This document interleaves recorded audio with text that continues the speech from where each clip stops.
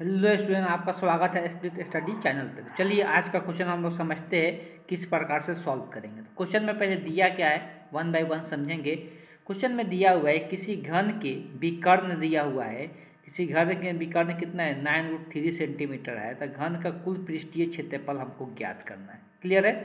तो देखिए, घन का विकर्ण का बात करते हैं तो घन का आकृति कैसा होता है, पहले तो आपको ये पता होना चाहिए कि एक कार्टून का आकृति देखते हैं, कोई भी अगर देखते हैं घर का आकृति देखते हैं तो एक घनाकार आकृति होता है। घर का आकृति कैसा होता है, एक घनाकार होता है। लेकिन अगर वही घर के आकृति में लंबाई चौड़ाई ऊंचाई क्या कर दे, समान कर दे, लंबाई चौड़ाई ऊंचाई क्या कर दे, समान कर दे, तो क्या बन जाता है, घन बन जाता है। तो घन के जो किनारा बोला जाता है, ये वाला लंबाई को घन के किनारा बोला जाता है। ये क्या है, घन के किनारा है। और जब एक कोना से, ध्यान समझिएगा, एक कोना से जब दूसरे कोना को मिलाते हैं, एक कोना से हम लोग दूसरे कोना को जब मिलाते हैं तो यही क्या होता है, घन के विकर्ण होता है। यही क्या होता है, घन के विकर्ण होता है, जिसको हम लोग डी से दर्शाते हैं। क्लियर है। और ये घन के भुजा होता है। तो ये दोनों में संबंध आपको याद रखना है। हम यहाँ पे ये नहीं समझाने जा रहे कि ये संबंध कैसे निकलता है, वो लंबा सा चला जाएगा। बस आपको ध्यान में रखना है कि जो घन के विकर्ण का जो फॉर्मूला होता है डी बराबर होता है √3 इंटू भुजा होता है, मतलब √3 इंटू भुजा की लंबाई हो जाता है।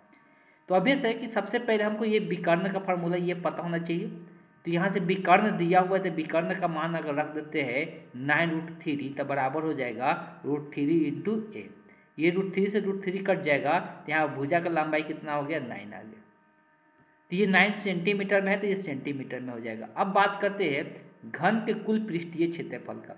तो क्षेत्रफल को हम लोग जानते हैं कैपिटल ए से दर्शाते हैं। और क्षेत्रफल का जो फॉर्मूला होता है घन का, वो 6 इंटू भुजा के स्क्वायर होता है। क्या होता है, 6 इंटू भुजा के स्क्वायर हो जाता है। बस यहाँ पर भुजा का मान रख देना। भुजा निकल चुका है, कितना है मेरे पास, 9 है।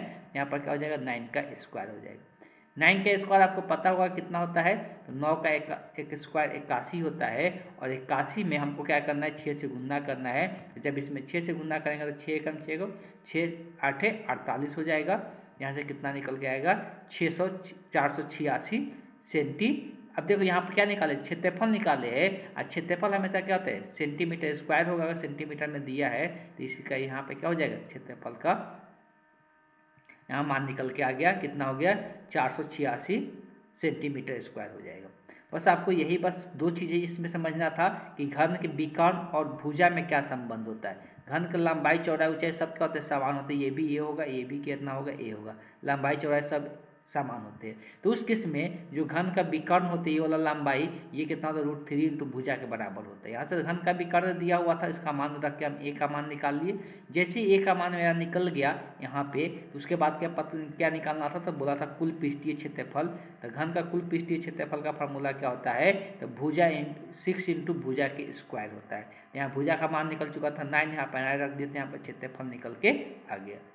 फिर भी अगर किसी प्रकार का डाउट रह जाता है तो आप जरूर कमेंट बॉक्स में लिखिए, और नए क्वेश्चन के लिए मेरे दिए गए नंबर पर आप संपर्क कर सकते हैं। Thank you.